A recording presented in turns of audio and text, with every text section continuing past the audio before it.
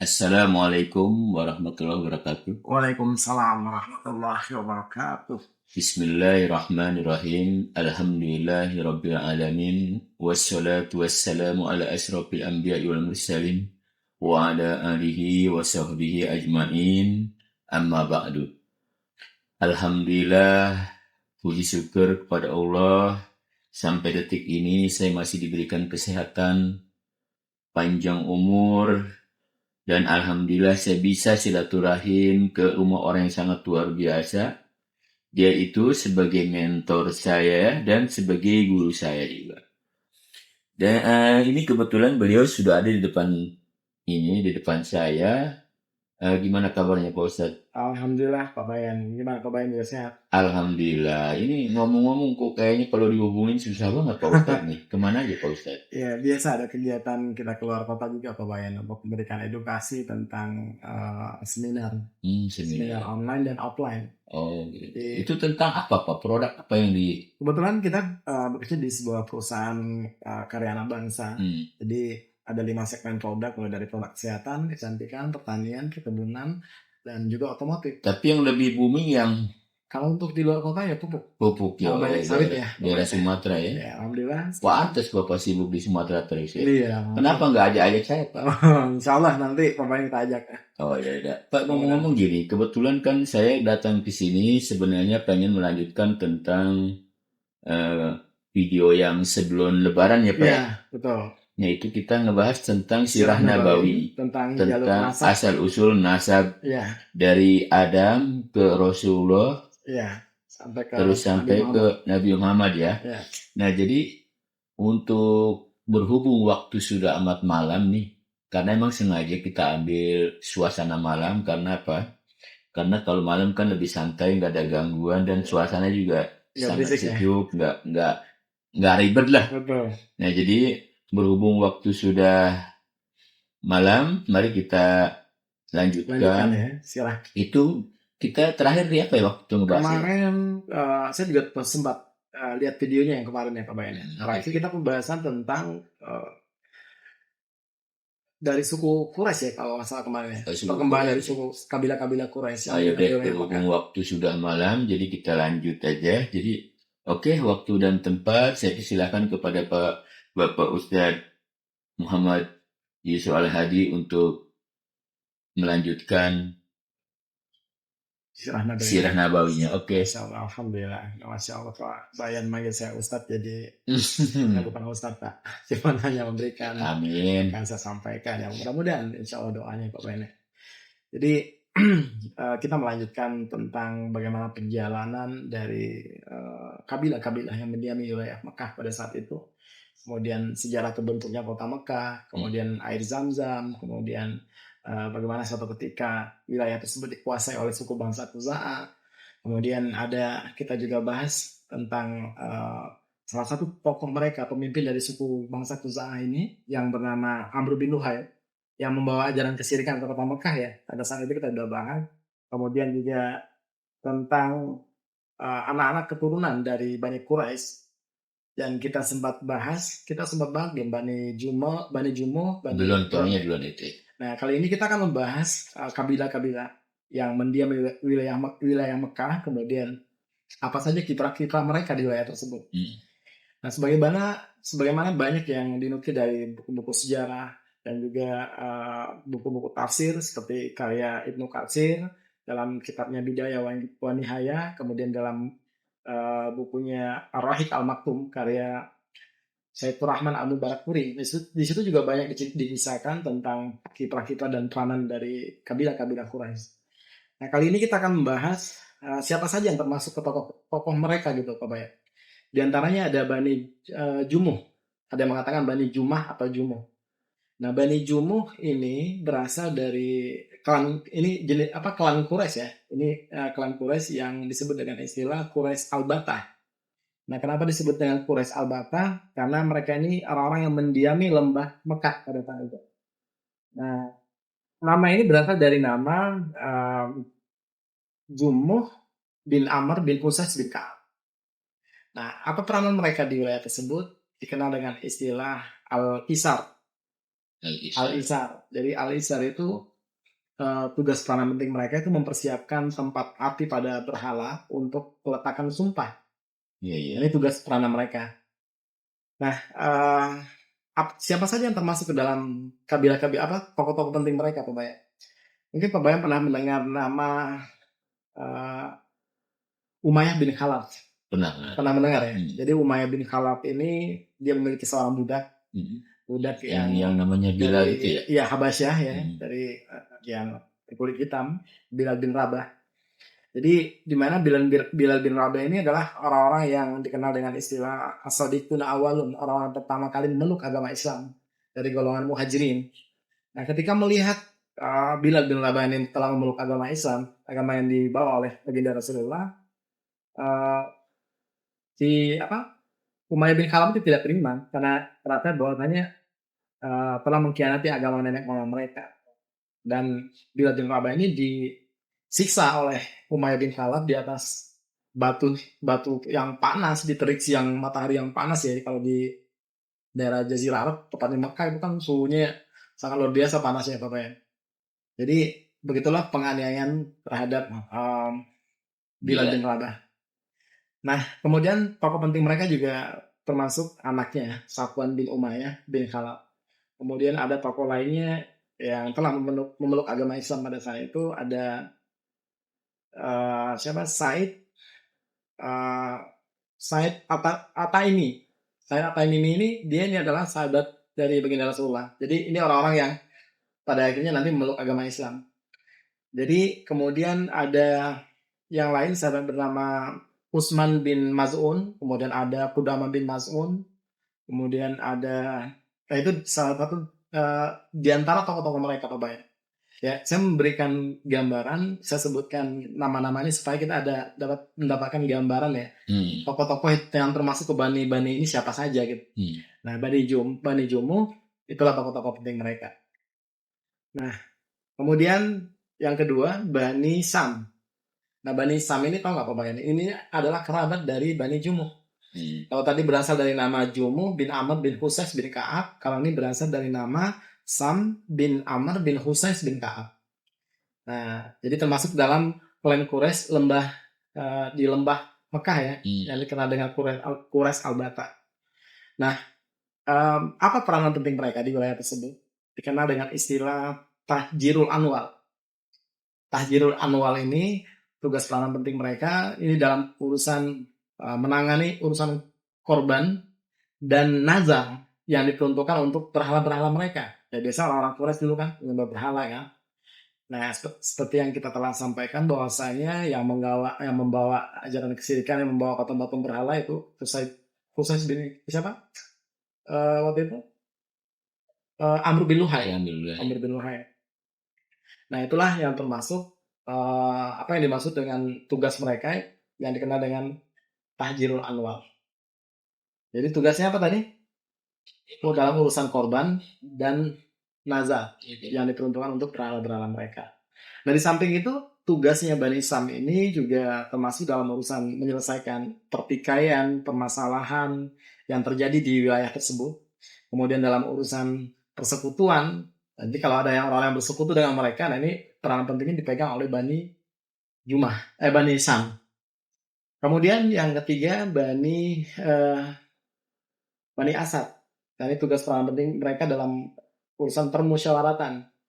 Nah, Bani Asad ini adalah salah satu juga anak keturunan dari Qusay bin Kilab. Kemarin kita juga sempat bahas kan peranan penting mereka di wilayah Mekah. Jadi Qusay bin Kilab ini punya anak ada 4 orang, Pak Bayan. Jadi dari Abdul Uzza, kemudian ada 3 orang yang dikenal itu ada Abdul Uzza, kemudian ada Abdidar, Abdi Manaf. Nah, Bani Asad itu berasal dari Abdul Uzza. Jadi Abdul Uzza ini punya anak namanya Asad, ya kan? Asad nanti punya anak namanya Khuwailid. Nah, Khuwailid ini pernah ada yang tahu kan? Jadi baninya kabilahnya dari istri Rasulullah, Khadijah binti Khuwailid, ya kan? Nah, termasuk tokoh-tokoh penting mereka yaitu termasuk sepupunya Khadijah seperti Warakah bin Nawfal, kemudian anak-anaknya Khadijah, kemudian itulah tokoh-tokoh penting mereka. Kemudian dalam uh, yang keempat ya, Bani Taim. Nah, Bani Taim. Bani Taim ini tugas peranan penting mereka dikenal dengan istilah Al-Ashinak. Al-Ashinak ini bertugas dalam urusan uh, korban dan urusan denda, tebusan dan denda. Jadi kalau ada yang menyalahi aturan di wilayah tersebut, maka ada denda yang mereka harus bayar. Kemudian mereka membunuh orang-orang ya, dan itu harus ada tebusan. Nah, jadi ini tugas peranan penting ini dipegang oleh Bani Taim. Nah, siapa yang termasuk dalam tokohnya Bani Taim yang disebut dengan tadi Al-Asinak gitu ya. Al-Asinak ini tokoh penting mereka adalah Abu Quhafah. Pernah dengar nama Abu Quhafah? Pernah. Abu Quhafah itu ayahnya Abu Bakar As-Siddiq. Jadi Abu Quhafah bin Amir. Nah, siapa saja tokoh-tokoh dari Bani ini ya termasuk keluarganya Abu Bakar As-Siddiq. Ada anaknya, ada Abdullah bin Abu Bakar, ada siapa? Abu Rahman bin Abu Bakar, ada Hafsah, ada Aisyah, ya kan?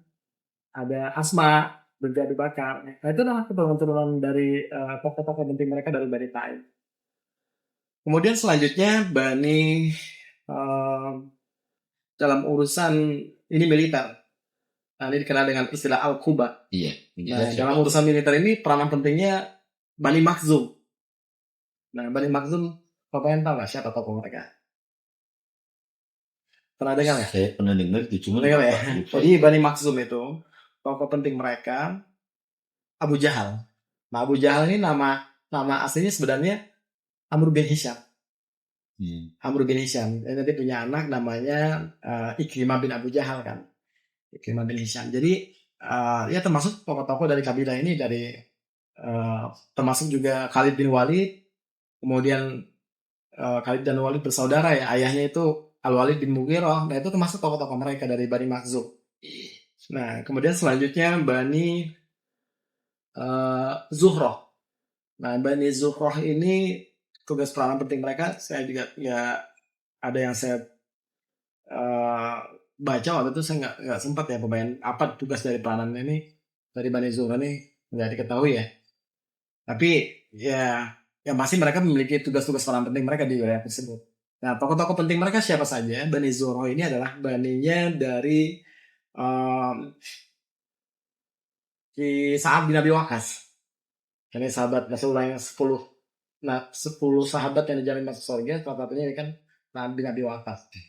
Kemudian ada dari keturunan ibunya Rasulullah, Wahab. Wahab ya. Wahab ini nanti punya ayah namanya Abi Manaf. Abi Manaf ke atasnya itu Zuhroh. Nah, itulah yang termasuk ke dalam Bani Zuhroh. Selanjutnya ada Bani apa yang belum ya? Bani Adi. Bani Adi ini juga dari klan Quraisy Mekah. Jadi tugas mereka ini dalam urusan kedutaan, pengiriman delegasi. Ini orang-orang yang piawai dalam bernegosiasi, ya kan. Nah, ini tugasnya Bani Adi. Nah, tokoh penting mereka adalah Umar bin Khattab. Umar bin Khattab, ayahnya adalah Khattab bin Nufail, dan keluarga besar dia dan termasuk anak-anaknya Abdullah bin Umar, Zaid bin Umar. Nah, itu tokoh-tokoh penting dari Bani Adi. Nah, ada lagi Bani Umayyah. Nah, ini dalam tugas peranan penting mereka dalam urusan hukuman ya dan pembawa panji kaum. Nah, ini tugasnya Bani Umayyah. Nah, Bani Umayyah ini tokoh-tokoh penting mereka ya termasuk dari anak-anaknya Abdul Syam. Jadi Abdul Syam ini punya anak nanti bernama Umayyah. Umayyah punya anak Harbin ya. Harb itu nanti punya anak namanya Abu Sofyan. Abu Sofyan punya anak namanya Muawiyah. Muawiyah nanti punya anak Yazid. Nah, inilah kabilah-kabilah ini berdirilah nanti sebuah kabilah besar yang dikenal dengan Bani Umayyah. Nah, itu dan termasuk ke dalam tokoh-tokoh penting mereka. Oh, dari Ustaz bilang biar nggak blank ya. Biar blank gitu, waduh.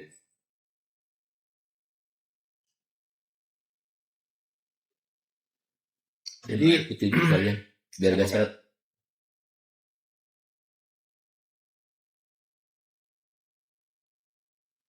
Terus tadi sampai di mana tadi? sampai kepada tugas-tugas dan peranan penting dari Bani Quraisy. Jadi Quraisy ini adalah nama lainnya Fikir bin Malik bin Nadab bin Kinanah.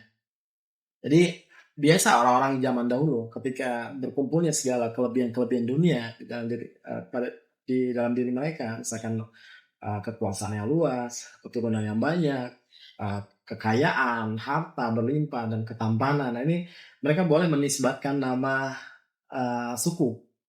Maka untuk nama Fikir dan Fikir bin Malik ini keluarlah istilah Quraisy itu, kebayang. Nah, itu yang saya kisahkan tadi adalah Bani Quraisy tadi.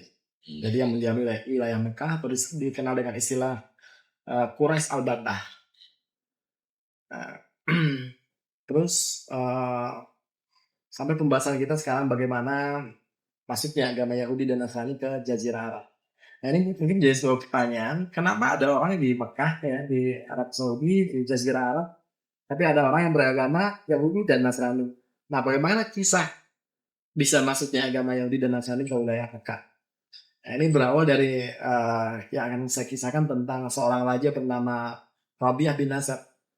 Bapak yang pernah dengar yang diriwayatkan oleh Ibnu Ishaq. Jadi Rabi'ah bin Nasr ini raja yang berasal dari Yaman. Jadi beliau ini ya memiliki kekuasaan yang luas, ya, terkenal dengan sistem pewaris tahta kerajaan mereka itu diwariskan kepada anak-anak mereka. Jadi anaknya ini meninggal nanti diganti lagi dengan anaknya, tidak diwariskan kepada saudaranya. Nah, Rabi'ah bin Nasr ini suatu ketika pernah bermimpi yang sangat menakutkan beliau, membuat dia tidak bisa tidur, berisau dengan mimpi yang dia dapatkan itu. Kemudian dia kumpulkan semua para tukang sihir, ahli nujum, gitu kan. Zaman-zaman dulu kan kayak gitu ya. Iya. Jadi ada orang-orang yang memiliki kompetensi dalam yang bisa mentakwil mimpi. Kemudian setelah orang-orang itu berkumpul, kemudian raja ini mengatakan kepada orang-orang yang hadir di berkumpul itu, bahwasanya dia ini bermimpi. Tapi dia nggak mau menceritakan apa yang dia alami dalam mimpinya. Karena tujuannya apa? Kalau dia ceritakan mimpinya, dia tidak akan puas dengan hasil takwilnya gitu pokoknya. Nah, pas ditanya, pas jawaban raja seperti itu, wah kalau itu yang Tuhan maksudkan, ada orang yang memiliki kompetensi yang paling bisa dalam urusan hal ini, yang bisa mentakwil mimpi Tuhan. Nah, dipanggilnya Satik dan Sika. Nah, ini banyak dilukis dalam buku-buku sejarah juga. Ini adalah periwayatan dari Ibnu Ishaq. Nah, jadi beliau mengatakan setelah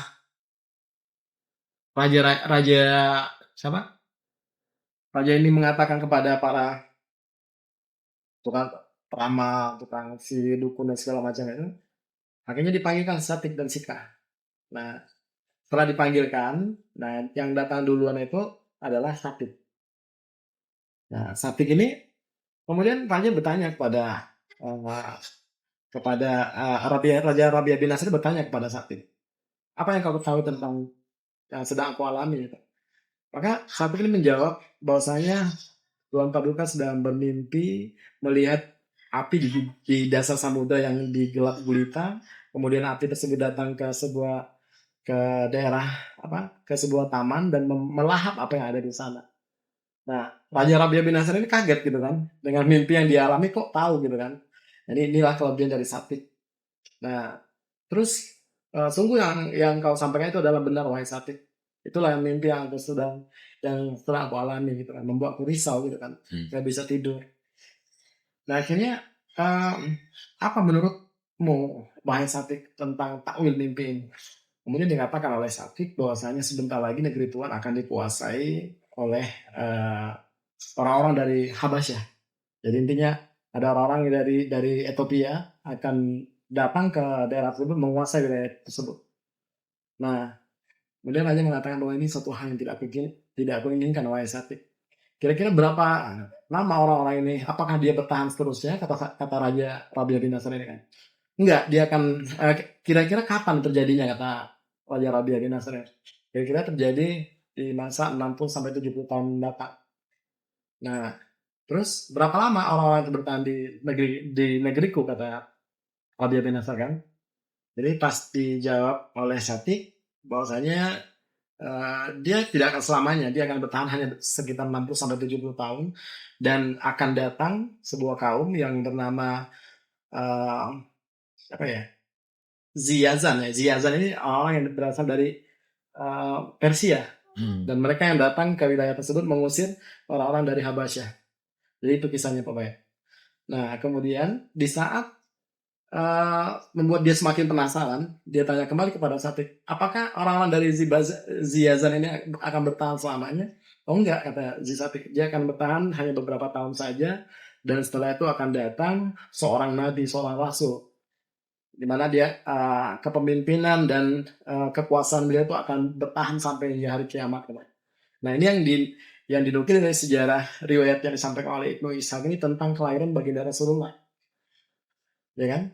Nah, bukan kita percaya pada mimpi atau apa. Jadi inilah mimpi yang dialami oleh Raja Rabi'ah bin Nasr, ini dicatat di dalam sejarah. Nah, kemudian karena saking takutnya, sebenarnya ada dua yang tahu mimpi. Tadi pertama siapa? Satik, yang kedua Sikah. Nah, Sikah ini datang yang kedua, pas ditanya itu nggak jauh-jauh dari ramalan apa yang disampaikan oleh Satik. Hampir-hampir mirip lah, cuma perbedaan hanya beberapa perbedaan sedikit gitu kan. Nah, intinya saking takutnya raja ini, beliau mengungsikan seluruh keluarga-keluarga terdekat beliau. Sebagian besarnya ini diungsikan ke wilayah Persia. Jadi di dalam kisah yang diriwayatkan oleh Ibnu Ishaq. Nah, tapi pembahasan kita ini Pak Bayan sebenarnya adalah anak dari Rabi'ah bin Nasr ini, seorang raja yang bernama Tabban As'ad. Pernah dengar nama Tabban As'ad Pak Bayan? Waktu itu sih pernah Pernah ya. cuman belum begitu. Jadi Tabban As'ad ini adalah salah satu keturunan dari Raja Rabi'ah bin Nasr. Beliau ini terkenal sekali dengan, ya seperti yang saya sampaikan tadi, orang-orang di Jazirah Arab dulu biasanya kalau memiliki kelebihan-kelebihan dunia berkumpul dalam diri mereka, mereka boleh menisbahkan nama atau nama suku, kan. Nah, untuk raja yang berkuasa di Yaman ini keluar istilah Tuba. Nah, sebagaimana wilayah-wilayah yang pada masa itu ada di daerah Persia, itu raja yang berkuasa disebut dengan Hisra. Raja yang berkuasa di wilayah Romawi, Bizantium Romawi pada saat itu disebut dengan Kaisar. Nah, ada raja yang berkuasa di wilayah Mesir, itu disebut dengan Fir'aun. Ya, itu nama-nama raja yang berkuasa. Fir'aun. Meskipun nama-nama mereka itu lebih spesifik lagi gitu, Pak. Kemudian ada raja yang berkuasa, di wilayah Ethiopia. Nah, disebut Najasi. Pernah dengar kan? Iya, Raja Najasi. Ya. Nah, artinya masing-masing di wilayah-wilayah tersebut itu ada nama-nama yang dikhususkan buat mereka sebagai kepala pemimpin mereka. Kalau kita di Indonesia apa? Seperti kita mengenal Sri Sultan Hamengkubuwono, kayak gitu kan. Jadi dikisahkan bahwa Tabban As'ad ini orangnya hobi sekali untuk mengunjungi wilayah-wilayah di sekitar, misalkan dia berkunjung ke Mekah, ke Madinah. Nah, di Madinah beliau tertarik untuk membawa hasil-hasil kebun kurma, kemudian diperjualbelikan ke daerah Yaman. Nah, Raja Tabban As'ad ini beliau memodalkan anaknya untuk berdagang. Dan satu ketika anaknya Raja Tabban As'ad ini beliau berdagang ke daerah Yastrib ya, pada saat itu Yastrib, Madinah. Kemudian di sana beliau sempat cekcok nih anak rajanya Tabban As'ad ini. Nah, dari kecekcokan itu mereka bertingkai bertengkar dan akhirnya anak Raja Tabban As'ad ini meninggal dunia. Jadi itu kisahnya. Minum dulu Pak, sambil minum biar gak ini. Nah, ngantuk ya Bapak ya? Iya, matanya kayaknya gimana ya? Masya Allah. Ini suasananya mendukung banget ini. Ngantuk ya. Ini mungkin karena suasana kali ini habis hujan, jadi. Tapi yang penting suasana di kota santri kan. Tadi sampai di mana Pak Ustaz? Jadi anaknya Tabban As'ad meninggal dunia di daerah Yastrib, Madinah. Nah, biasanya kalau zaman dahulu tuh kan orang-orang mendapatkan berita itu sangat lama sekali ya pembayarannya. Iya. Nggak seperti sekarang ya. Biasanya udah kemajuan teknologi ini udah serba mudah kan. Iya. Sangat cepat sekali Tapi jarang informasi. dibaca. Nah, zaman dahulu tuh bisa sampai berbulan-bulan, berminggu-minggu, berbulan-bulan gitu kan. Dan akhirnya sampailah berita tentang kematian anaknya Raja Tabanasa ini ke raja ini, Raja Tabanasa. Dan akhirnya Raja Tabanasa ini sangat kesal sekali, sangat dendam sekali dengan masyarakat Madinah. Dan pada saat itu Yastrib ya. Nah, kenapa nama Yastrib ini pada saat Rasulullah nanti berhijrah ke Madinah nggak boleh lagi dipakai nama Yastrib, tapi dipakai dengan menggunakan nama Madinah Al Munawwarah atau yang dikenal atau istilah juga Totbah gitu kan. Nah, jadi pada saat itu uh, Raja Tabanan ini mengumpulkan kekuatan militer beliau ya untuk bertujuan menyerang kota Madinah pada saat itu. Dan akhirnya mereka melanjutkan perjalanan sampai mereka di kota Madinah. Dan mereka berperang ya kan melawan orang di Madinah dan dikisahkan hampir uh, lebih kurang hampir 40 hari. Namun Raja Tabanan ini tidak juga berhasil menduduki kota Madinah pada saat itu. Jadi keunikan dari masyarakat Madinah ini terkenal karam, suka membantu, menolong antar sesama gitu kan. Meskipun pada saat di malam hari orangnya saling berperang ya di siang harinya antara pasukan Tabban Asad dengan masyarakat Madinah. Nah, ketika terjadi di malam hari, nah masyarakat Madinah ini dia berkunjung ke camp-campnya Raja Tabban Asad yang dari Yaman ini. Nah, jadi kalau ada orang yang sakit, yang luka, apa segala macam, beliau obati. Kemudian diberikan makanan dan minuman. Jadi Taman Asad di situ sangat respect ya dengan orang-orang masyarakat Madinah. Tapi karena sudah terlanjur dendam dengan masyarakat Madinah, dia tetap melanjutkan perjuangannya untuk bagaimana supaya bisa berhasil menguasai wilayah Madinah. Nah pada saat itu ada dua pendeta Yahudi dari wilayah Madinah. Ya. Jadi saya akan kisahkan sedikit bahwasanya di wilayah Madinah atau Yastrib ya zaman dahulu itu setengahnya dihuni oleh masyarakat asli dari Madinah itu sendiri yang bernama suku Aus dan Khazraj. Dan setengahnya lagi dihuni oleh masyarakat Yahudi. Ada tiga Yahudi suku. ada di situ. Ada di situ udah ada. Jadi bagaimana nanti nubuah tentang berhijrahnya Nabi terakhir ke wilayah ini dijelaskan secara rinci dan komplit tentang bagaimana tentang ciri-ciri fisik, ciri-ciri khusus yang disampaikan tentang Nabi yang akan berhijrah ke Madinah itu. Nah itu semuanya ada di dalam buku sejarah di dalam kitab Taurat. Jadi tiga suku Yahudi yang terkenal itu ada suku Nadir, ada suku Kainuka, dan Quraidah. Jadi nanti pada saat Rasulullah berhijrah, jadi tiga suku ini kan tidak suka dengan dakwahnya Rasulullah ya kan. Mereka memerangi dan sampai pada akhirnya mereka ini diusir dari kota Madinah. Nah kita kenal juga nanti pada perang Bani Mustalik, pada perang di bentengnya pasukan Madinah itu. Jadi mereka terusir pada akhirnya di Madinah.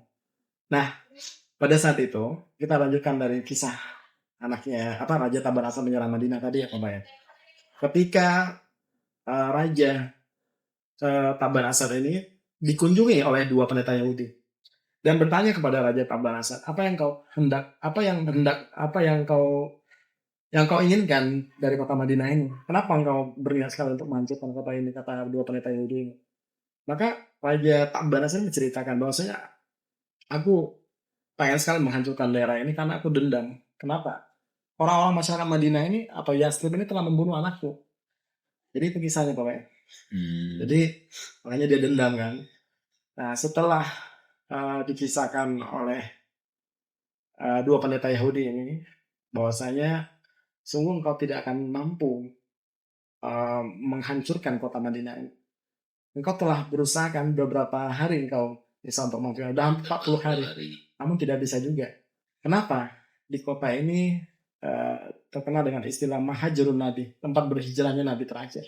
Maka kota ini dilindungi oleh Allah Tuhan itu. Ya, jadi dulu kan orang Yahudi kan juga percaya sama Allah kan sampai sekarang. Ya kan? Cuman berbeda ya dengan yang sekarang kita lihat pemain dari Yahudi dan Nasrani. Malah saya kemarin sempat debat sama orang Yahudi, dia bilang nggak ada Tuhan, nggak ada Tuhan Allah, dan nggak ada Nabi Muhammad, pendusta. Jadi bilang seperti itu sama orang. Ya, Nah itu gimana tuh Pak Ustadz seperti itu? kita mau debat dengan harus secara lebih objektif ya, Pak Bayan ya. Kita harus debat tuh harus menggunakan apa ya, sanad-sanad yang kredibel gitu kan, bukti-bukti sejarah yang otentik. Dengan kita juga bisa nukil dari kitab Taurat, Injil, Zabur gitu kan, juga Al-Quran. Nah, sebenarnya kisah-kisah tentang masyarakat Yahudi dan Nasrani ini bagaimana diceritakan di dalam surah Al-Baqarah ayat 146. Jadi mana itu berbunyi Bismillahirrahmanirrahim, allazina atainahumul kitaba ya'rifunahu kama ya'rifuna abna'ahum wa inna fariqam minhum la yaquluna hatta wa hum ya'lamun. Artinya apa? Dan orang-orang Yahudi dan Nasrani yang telah diberi kitab Taurat dan Injil, mereka mengenal Muhammad Nabi kita seperti mereka mengenal anak mereka sendiri. Sungguhnya mereka, sebagian dari mereka menyembunyikan Udah tahu ya. kebenaran, padahal mereka mengetahuinya. Nah, ini dibongkar dalam Al-Quran. Kemudian juga dalam surah Asy-Syu'ara ayat 197 juga dikisahkan, Bismillahirrahmanirrahim, awalam yakul lahum ayatan aya'lamahu ulama'u Bani Israel. Dan apakah tidak cukup menjadi bukti bahwasanya para ulama Bani Israel mereka mengetahuinya. Jadi mereka tuh tahu persis sama bahwa ya. Tahu tentang kebenaran Islam udah tahu ya. Oh. Tentang Allah, Tuhan Allah yang sebenarnya udah tahu. Nah, Nabi Muhammad udah tahu ya, tapi dia egois ya. Iya. Karena apa sih dia bisa egois itu?